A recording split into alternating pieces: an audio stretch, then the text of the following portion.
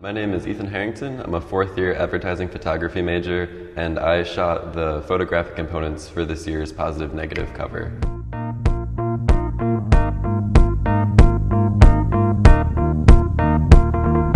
So for this year's magazine, we wanted to deal with sort of the idea of opposing forces.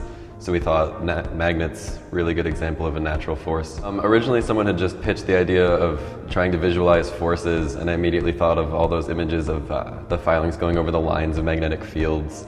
I've always been a huge fan of magnets since I was a kid. I was a big science nerd. I used to be an engineer. I started to get into still life a year or two ago. It was just a really nice way to sort of lock myself in a room, get in my little quiet, happy place, and just move things around on a table, mess with lighting.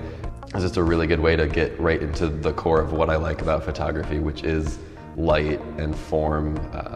I love doing more abstract things, pushing conceptual ideas. It was just a matter of I had them, on some plexiglass, and I was moving a magnet underneath to get these filings to sort of be animated, and they would just clump up in weird ways, and they'd seemingly jump and have a life of their own, which makes for really interesting footage if you don't know what's going on, because suddenly it's what looks like gravel is jumping around and forming clumps and dispersing and moving. It's almost like the ebb and flow of the ocean. It's pretty fun.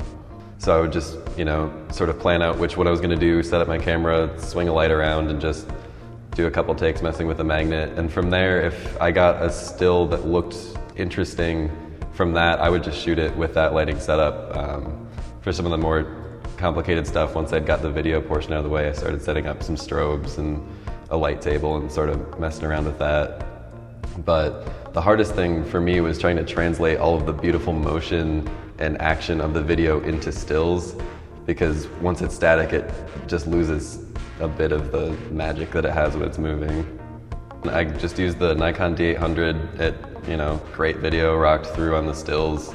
It made me not have to worry about trying to switch from one camera to the other so I could keep my setup. It's taught me to sort of simplify my lighting a bit.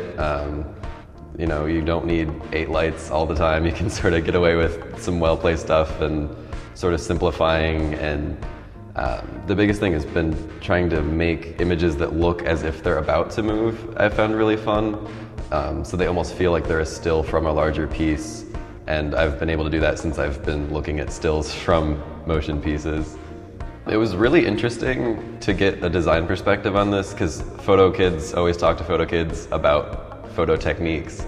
So getting a design perspective was really nice. It was more about the overall form, how things could be integrated, sort of the versatility of the stuff I was shooting, because I was doing a lot of textures and just more abstract sample stuff for the designers to then layer and arrange into different things and integrate in various ways. So it was actually really nice to try and think of how to shoot more versatile work so they could do their half of the whole collaborative process and really push the design by pushing the photos that sort of fed into each other, and we're ending up with some really interesting products.